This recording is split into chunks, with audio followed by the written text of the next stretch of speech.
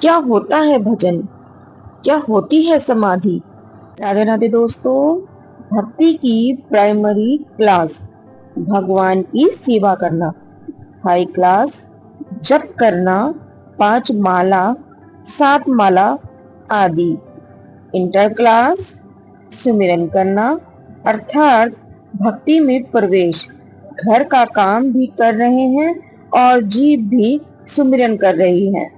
भजन दे तो दुकान और मकान में लगी है, पर मन लीलाओं में डूबा हुआ है। इसे ही समाधि कहते हैं। भौतिक देह से बाहर के काम करना और सूक्ष्म देह से भगवान की लीलाओं का चिंतन करना ही समाधि है। अर्थात समाधि स्थिर हो जाए, ना ऊंची ना नीची, एकदम स्थिर, उसे ही समाधि लगना कहते हैं। जैसे एक गोपी जिसका नया नया विवाह वृंदावन में हुआ था, चौका में रोटी बना रही थी, घूंघट डाले हुए हैं, काना अभी 2-2.5 वर्ष के होंगे। गोपी के चौके में घुस आए और उसके कंधे पर हाथ रखकर बोले, ओ भाभी, तेरे हाथ जोड़ू, तेरे जुए बीनू, तेरे लाल को खिलाऊं आदि। रोटी दे दे बीनू, मोरे घर में तो अभी बनी नहीं है। मैया तो पहले यमुना स्नान को जाएगी, फिर रोटी बनाएगी। मोए तो बड़ी जोर से भूख लगी है, आधी रोटी दे दे मोको। फिर भगवान बड़े हुए, मथुरा और फिर द्वारिका चले गए और वहीं गोपी अब 50 वर्ष की हो गई। एक दिन चौके में बैठी रोटी बना रही है, वही कान्हा का अदृश्य आंखों में दिखाई देने लगा। एक रोटी पटे पर पड़ी है और एक तवे पर है।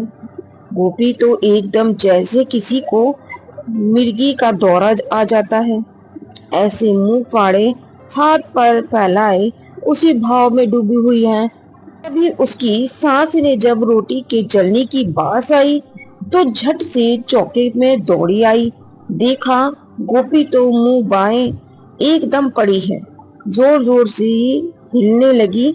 बहू क्या हो गया? गोपी झट से जागी। सास बोली, कहाँ चली गई थी? गोपी बोली, अपने कृष्ण के पास गई थी। काहे को बुला लिया? मैं तो अपने गोविंद के चरणों में गई थी। बस इसी का नाम भजन है। हर जगह बस उसी का दर्शन हो। जिस रंग का वो वस्त्र पहना करते हैं, उस रंग का यदि कोई फूल भी दिख जाए तो उसकी याद आ जाए।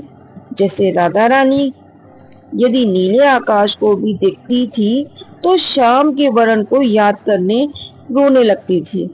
हर पल हर घड़ी उसकी याद अंतःकरण में समाई रहे, यही भजन है।